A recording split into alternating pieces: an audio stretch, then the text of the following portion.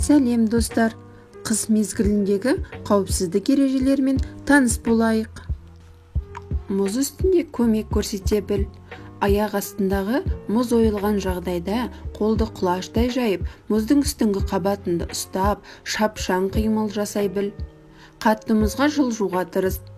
Одан соң шалқалай немесе етпетінен жатып келген жаққа қарай жылжып, бір мезгілде көмекке шақыру қажет. Мұз ішіне түсіп кеткенде аяқ қолды жан-жаққа жайып ғана жылжу қажет. Көмек жасау үшін тақтай, баспалдақ, сырық, арқан, багорды пайдаланған жөн. Егер бұлар болмаса, онда адамдар бір-бірінің аяқтарынан ұстап, тізбектелген күйде зардап шегушіге қарай жылжу керек. Алдындағы адам оған жақындаған соң белбеу, киім және тағы басқа заттарды беруге тырысады. Қатпаған мұз үстіне шықпау керек. Мұз үстіне топ болып тұрмау. Мұз жарылған, шұңқыр жерлерге жақындамау.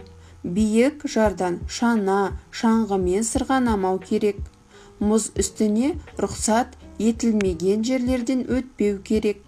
Мұз үстіне қараңғы, нашар көрінетін кезде шықпау. Өткел жол жерден мотоцикл, автокөлікпен жүрмеу керек достар. Мұз айдынына ата-анамызбен немесе аға әпкелерімізбен бірге барайық. Өзімізге өзіміз абай болайық достар.